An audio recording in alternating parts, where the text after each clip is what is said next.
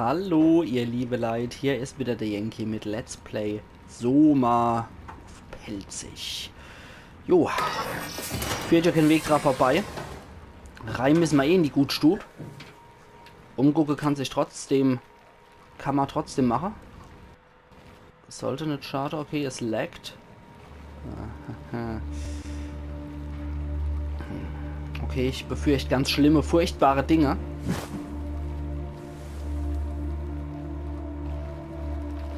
Ah, hallo Rosetterich. Sonst da. Was sind wir hier? RX 52 135 8LM, BX minus 92 4 mal die 0, TY, XX minus 3 mal die 0, 3 mal die 1 AA. Okay, das scheint wohl die Toilette-Notiz zu sein. Arche mit Signalgeber vorbereiten. Okay. Akkus, Werkzeuge, FST-Kit, zusätzlicher Sauerstoff, P2 Genehmigung, also Pathos 2 Genehmigung. Shuttle nach Omikron nehmen. Tunnel nach Vieh öffnen. Ah, nee. Erstens Shuttle nach Omikron nehmen. Zweitens HKA anziehen, mit der Aufzugsplattform in den Abgrund fahren. Drittens Tau überprüfen. Legt noch jemand? Hui, und viertens Tunnel nach Vieh öffnen. Arche starten. Okay. Also das HKA anziehen. Scheint wohl irgendwie noch ein anderer Weg zu geben, in die Abyss, in der Abgrund zu kommen. Hallo. Bitte kein Gesicht Rian vor mir. Offline. Naja, vielleicht ist es ja besser so. Okay, da vorne, da müssen wir wahrscheinlich noch hin, sehe ich, weil da ist noch Erinnerung, die auf uns wart. Okay. Weg mit der Scheiße. Entschuldigung, ich muss jetzt irgendwie mich abreagieren. Ich glaube, die Fenster sollte ich nicht einschmeißen und das geht bestimmt auch gar nicht. Da geht auch nichts. Okay, da ist der sowieso am Arsch. Ich hinterfrage mal nicht, warum. Das geht auch nicht. Irgendwas radioaktiv, aber das müsste uns ja eigentlich egal sein. Ich meine, wir haben ja einen super Roboterkörper. Habe ich irgendwas übersehen?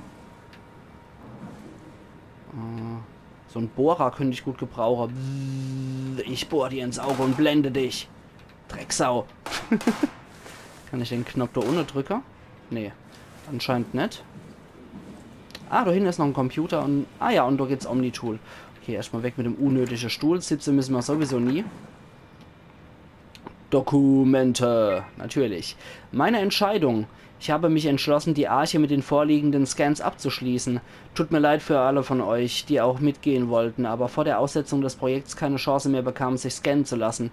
Es ist schon 2 Monate her, seit ich den letzten Scan hinzugefügt habe. Und ich sehe keine Möglichkeit, wieder eine solche Unterstützung bei euch zu finden, wie ihr sie mir beim Start des Projekts gegeben habt. Tut mir leid. Ich wollte zu keinem Zeitpunkt, dass sich jemand das Leben nimmt. Niemals wollte ich irgendjemanden hinters Licht führen. Ich wollte nur etwas retten. Mehr wollte ich nicht. Dr. Catherine Chun. Was noch zu tun ist: Interface-Modul anwenden, Arche-Kapsel versiegen, Genehmigung von 4K einholen, oder 4Q einholen, Iwaschkin, Lindwall, Patterson und Hill instruieren, mit dem Shuttle nach Omikron fahren, Kampfanzüge abholen. Das scheinen wohl die Dinger zu sein. Mit der Aufzugsplattform in den Abgrund fahren, Reorganisation bei Tau, Aufbruch zum Startplatz, Laden des Geschosses und Starten der Arche. Okay. Und dann packen wir mal die Catherine rein. Die wird sich jetzt wundern, was mit dem Dunbat los war. Huh? Wait, this isn't... Oh no! WoW got to the Dunbat before we did, am I right? Ja. Well, it was talking. That's rarely a good sign. Damn it. The Dunbat was our best shot. I was really banking on this to work. Come on, we can't quit now. There's gotta be another way. How do you think you did it? How did the team get the Ark down the Abyss in the first place? If they didn't use the Dunbat, the only other way would be the climber at Omicron. It's like an elevator which supposedly reaches all the way down into the Abyss. Okay, so we do that. We go to Omicron and take the elevator. Yeah. Nichts leichter als das, ja. Sure. We'll just head over to Omicron and hope there's a power suit that fits you. You know, so you don't implode while in the Abyss. Ja. That does sound useful. Alright, let's go then. Wait, what is this place? Seems to be a lot of information on the Ark here. There's a prototype and everything. Okay. Let's start it up. I want to see how it works. Maybe we can figure out how to get on the Ark. Okay, ja, das ist gar nicht mehr so blöd. Okay, Catherine gibt uns hier Power-Up. How difficult could it be? Ich glaube, da müssen wir auch noch die Steckerei packen. Denn kein angeschlossenes Gerät. Aber, da hinten ist auch was auf. Das mag ich jetzt auch noch kurz beobachten. Und erlebe, wenn es irgend so ein Ding ist. That's just a compact examiner. Coster uses it to investigate structural integrity in payload frameworks. Of course. Could you fit inside it? If I knew what you were made of, it would be a hell of a lot easier to figure out how to get you on the Ark. Gut. Dann probieren wir das doch natürlich auch. Okay, wenn das uns sagt, wie wir in die Arche reinkommen, perfekt. Und Strahlung müssen wir uns keine Sorge machen. Da müssen sich eher die Gesichtrianer Sorge machen, dass die nicht radioaktiv verstrahlt werden, weil die sind noch organisch. Hui, okay. Bit of a tight fit. Can you reach the on switch? Ja. Grad so. You spin me right round. Ah ne, das ist nur das außerhalb. Radiation? I think we're beyond that. Interesting. You seem to be one with the diving suit you're wearing. Everything's meshed together. How's Okay. that gonna work with the suit we're picking up at Omicron? I think they're bigger. You should be able to wear them both. Imogen. Who's that? It looks like the basis for your body is one of my old colleagues. A standard Cortex chip for robots, including the data reader and the OcuTorch, has just been forced through the skull. What? Ah, Structure na. gel has fused the whole construction together. Amazing stuff. No. Hold on. Back up. I'm one of your old colleagues? Well, your body is. Imogen Reed. That's disgusting. Hey, don't say Ja. that. She was nice to me. Anyway, Ah, na. the Cortex chip is good news. That means we can transfer your mind to the Ark with a pilot seat. Okay. I'm half a dead person. Yes, it makes sense. Think about it. All those simplistic minds we've run into, just reviving a dead person doesn't seem to work that well. A robot body seems to make people a bit unreliable. You are the best of both worlds. A sound mind and a sound body. Verstehe. Also wir haben den tote At least we Körper. know how to get on the Ark. Sort of. I understand the concept, but I don't know the specifics. I really wish we could figure out how the scan data is formulated and processed. Also wenn die jetzt mal fertig gebabbelt hätten, will ich das gerade noch so rekapitulieren für mich. Also die Sache ist bei Simon. Der Körper, in dem wir uns befinden, ist Imogen Reed. Deren Datei haben wir übrigens auch noch gefunden auf dem Rechner. Die konnte ich aber nicht draufladen auf den Chip, weil die fehlerhaft waren anscheinend. Oder generell nicht draufladen. Ihren Körper habe ich. Das, was wir im Spiegel gesehen haben, war nichts anderes als nochmal so Roboter-Aare, Roboter-Mikrofon und eine Taschenlampe. Und da ist der Cortex-Chip drin mit Simons Data. Das heißt, Leute, die nur in Maschine sind, die flippen aus. Und wenn du aber einen toten Körper nimmst, das mit Strukturgel oder dem Gel wiederbelebst, was anscheinend Wow ist, ne? Weil die Wow macht das ja auch mit toten Körper, aber die sind Das heißt, wenn man den toten Körper mit dem Gel von der Wow wiederbelebt und dann Roboter-Sinne, sprich Aare, Mund und Lamp und Gehirn mit Cortex-Chip einfügt, dann ergibt sich dort draußen Cyborg. Das heißt, ich bin nichts anderes als ein Cyborg, der von Gel zusammengehalten wird. Das heißt, ich bin sowieso ein Teil von der Wow. Theoretisch könnte ich dann drauf scheißen, ne? Ich mag das jetzt nur so rekapitulieren, nicht, dass es für euch nervig ist oder so. Ich mag das nur rekapitulieren. Ich bin sowieso schon mit der Wow infiziert, weil das Strukturgel mich zusammenhält. Das heißt, eigentlich dürfte ich keine Probleme dann haben. Tja, probier ich doch einfach mal wieder. Ich habe dich ja vermisst, Baby. What Okay. the hell are you doing? I know it looks bad, but it makes me feel a lot better. Helps me focus. That's... I mean, that's the WoW you're hooking up to. I need it, okay? I wouldn't have made it this far without it. Okay. Let's just keep going. Okay, ja, das ist die WoW. Also so viel hat sie uns jetzt schon mal verroten und so viel Theorie stimmt. Das Zeug ist WoW, das stirbt aber. Das verbindet sich irgendwie nicht mit mir, das stirbt. Und unser Körper besteht ja sowieso aus Strukturgel von der WoW. Insofern kann ich ja nicht viel schlimmer machen, oder? Heimat zu Kampfanzüge, ordnungsgemäße Benutzung. Okay, Heimat zu Kampfanzüge, oh Gott. Für ihre Sicherheit und die ihrer Kollegen. Erstens legen sie den Neoprenunterzieher und Körperharness an. Wahrscheinlich Harnisch, nicht Harness, oder? Und wir werden ja auch nur mit einem Taucheranzug verdeckt, der über dem toten Körper steckt. Lecker. Zweitens, prüfen Sie den HKA auf jegliche optischen Schäden. Drittens, befestigen Sie nun alle Teile an Ihrem Harness. Beginnen Sie mit den Beinen und arbeiten Sie sich nach oben vor, wobei Sie alle Teile ineinander einrasten lassen. Lassen Sie sich beim Rückenteil und beim Oberkörper von einem Kollegen helfen. Viertens, drücken Sie auf der Schaltfläche sichern auf Ihrem Armstück. Nun sollten Sie hören, wie sich der Kampfanzug selbst versiegelt. Fünftens, der Kampfanzug wird nun mit dem Druckausgleich beginnen und dazu auf den Sauerstofftank zugreifen. Sechstens, sollte sich der Kampfanzug nicht selbst versiegeln, spannen Sie sich die Stoßdämpfer an und probieren Sie es erneut. Unternehmen Sie keinen Reparaturversuch, sollte es immer noch nicht funktionieren, sondern wenden Sie sich an die Wartungsabteilung. Anmerkung, die HKA sind äußerst schwer, was aber ausgeglichen wird. Tatsächlich werden sie mehr Kraft haben, als ihnen bewusst sein wird. Seien Sie vorsichtig. Es gelten die Regeln der Standardausbildung. Halten Sie nicht an den Atem an, bleiben Sie nicht zu lange draußen, tauchen Sie nicht zu tief und tauchen Sie nicht mit defekter Ausrüstung. Ihr Pathos 2. Entschuldigung. Da muss ich jetzt wohl das Teil reinpacken. Dann können wir hier noch ein bisschen basteln. Ja, ja. Ich glaube, sonst habe ich alles gemacht. Moment, ich mag nur gerade gucken, weil mir kam die Sicht vorher schwammig vor. Ja, jetzt ist alles wieder scharf. Ich glaube, der braucht das ach. Ohne Scheiß, ich glaube, der braucht das ach, das Zeug.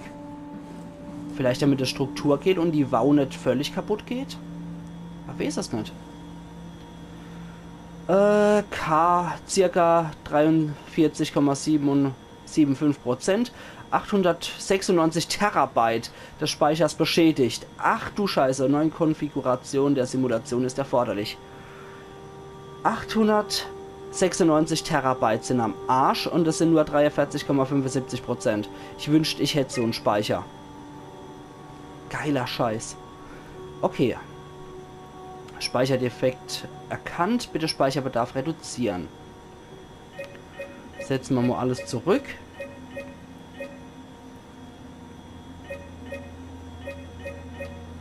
So, okay.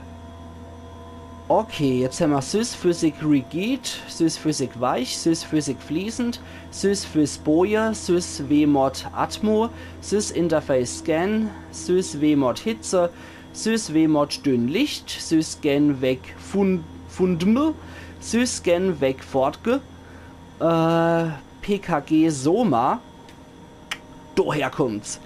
Hum, STC Umwe Schmutzstre, Entpück 1 Bank V2, Entpück Boot, Umwe Mod Fluss, Entpück 1 Stuhl, STC Enf Hütex, Umwe Mod See, Entlaub SML, Ext Sonne Mittag und Ext Mond voll und zum Schluss Ext Wolken die.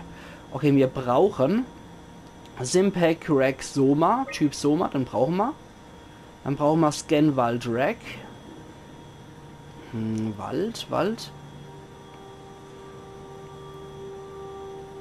Moment.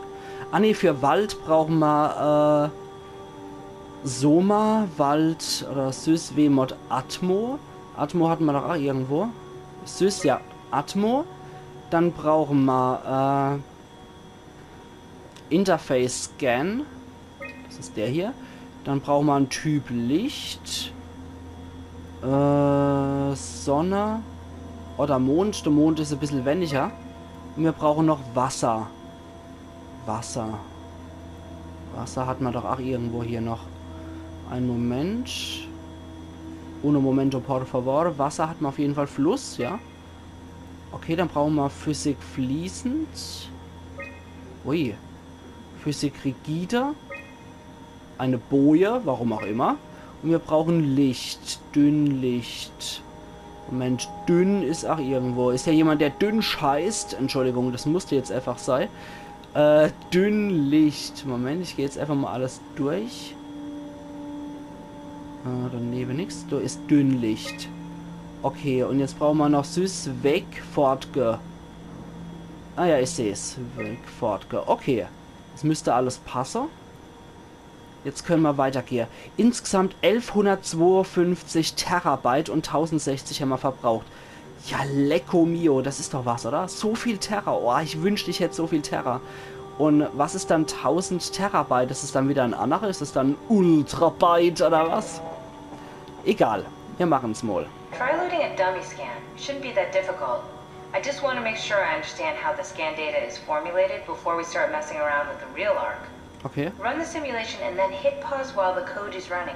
It'll give me a cross-section of the process. Ich will aber den Munchi David quälen. Obwohl, nee, sie hat gesagt Dummy. Es wird mich jetzt interessieren, was passiert, wenn ich die jetzt nehme, det. Okay, wir laden mal einen Dummy hoch.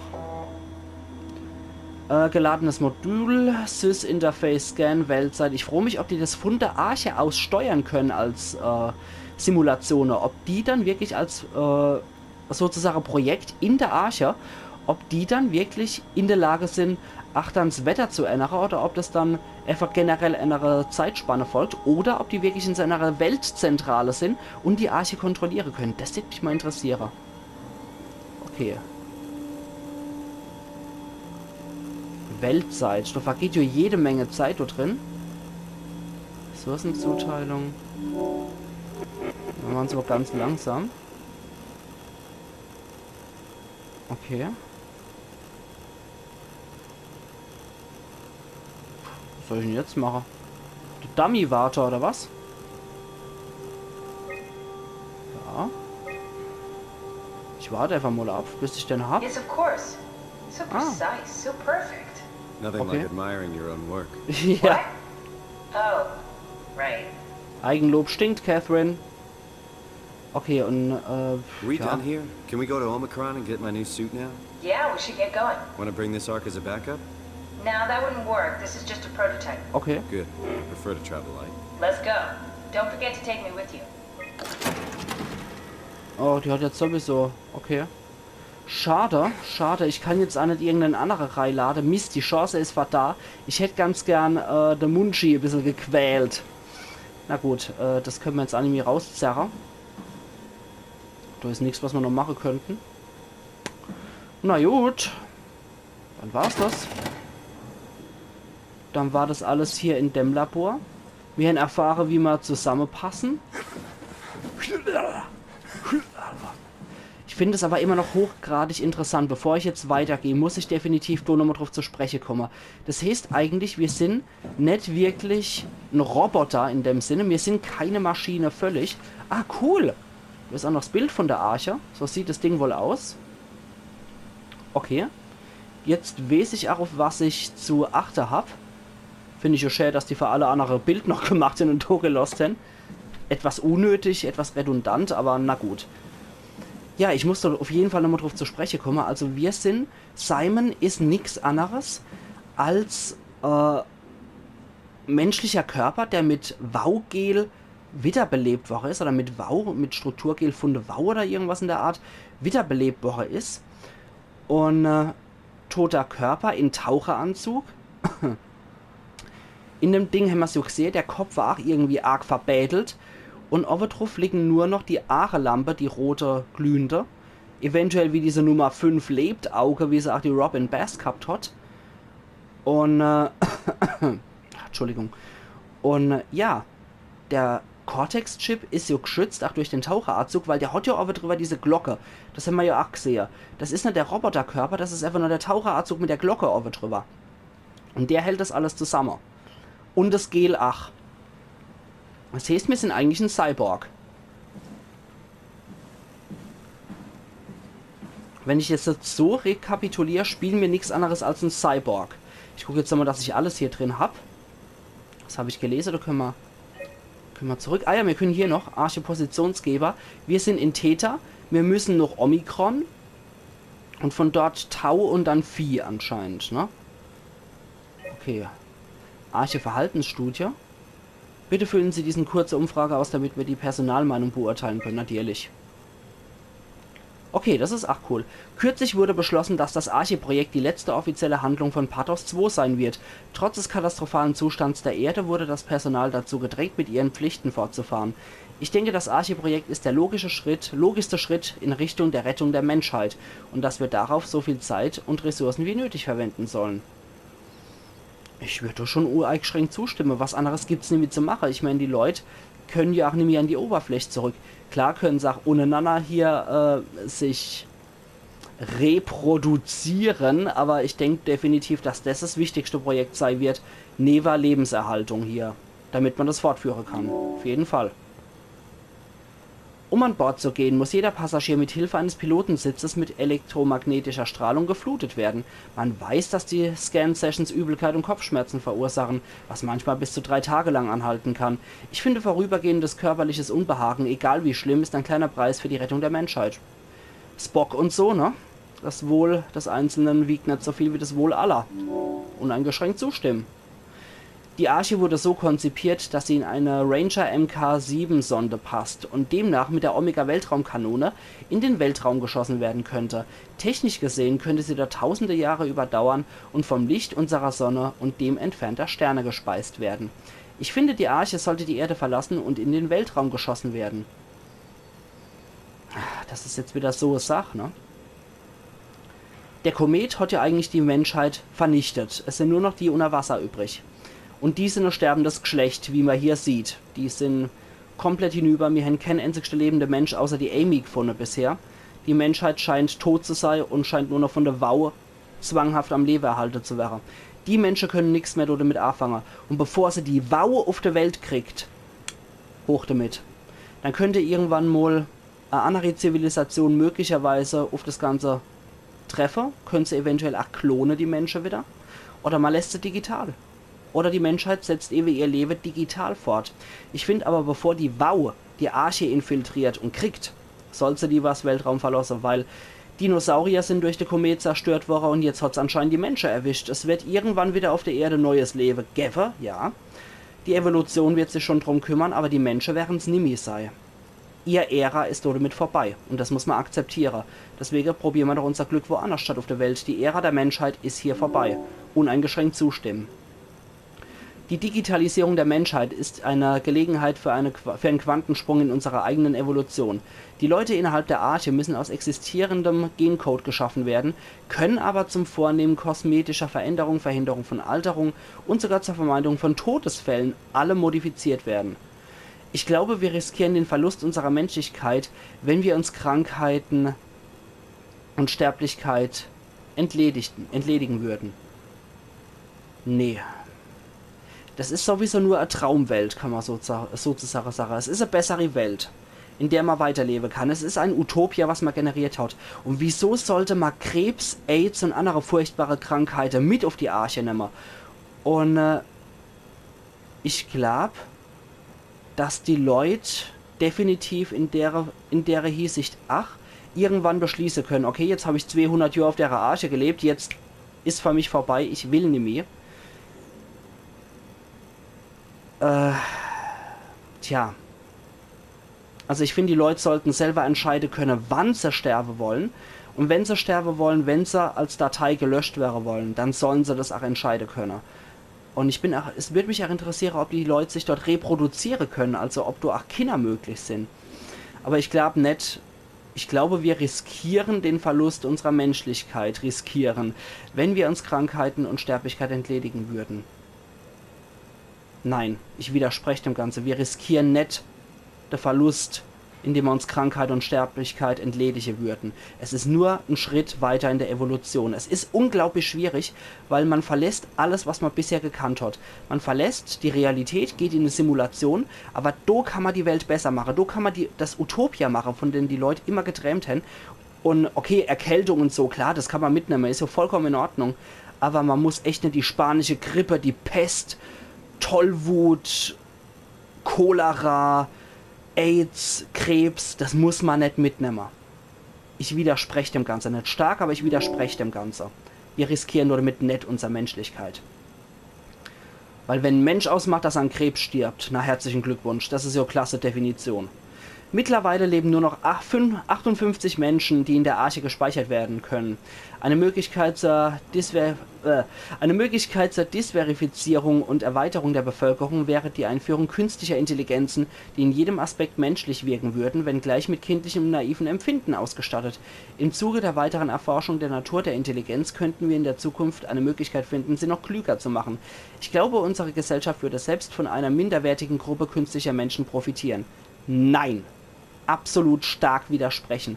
Das führt nur zum Zwei-Klasse-Denker. Das führt nur dazu, dass man sagt, wir sind menschliche Kopier, wir sind die menschliche künstliche Intelligenz und deswegen sind wir besser als die dumme künstliche Intelligenz. Nein, nein, nein, nein, nein. Nur um die Arche aufzufüllen, eine zweite Sklavenklasse einzuführen, ist absolut furchtbar. Da leben wir lieber mit der 58 Menschen, die sich langsam reproduzieren, mit anderer. Stark widersprechen. Ich bin strikt gegen sowas. Vielen Dank für Ihre Teilnahme. So haben Ihre Kollegen abgestimmt. Arche zustimmen, uneingeschränkt zugestimmt. Okay, da bin ich voll der Durchschnitt. Ewigkeit zwischen den Sternen finden die Allermeister. Minderwertige Gefährten widersprechen die Allermeister stark. Also da bin ich wahrscheinlich auch voll der Durchschnittstyp hier. Von nichts kommt nichts. Wir wissen nicht, was das war. Uneingeschränkt zustimmen scheine ich aber nicht die Mehrheit zu sein. Und künstliche Evolution bin ich auch nicht die Mehrheit, da bin ich sogar die Minderheit. Die meisten stimmen zu, oder ureingeschränkt, oder ja, stimmen zu, dass wir unsere Menschlichkeit verlieren würden, wenn wir uns Krankheiten und Tod entledigen würden. Sehr interessante Umfrage, sehr interessante Umfrage, definitiv hier im Labor von Dr. Frankenstein, Catherine schon natürlich. Und ich würde sagen, huiuiui, jetzt sind wir schon bei 720 Minuten. Ich mache an der Stelle Cut, ihr liebe Leute, und wir sehen uns morgen wieder zu Let's Play Soma Uf Pelzig. Also machen's gut und bis morgen. Ayan Yankee.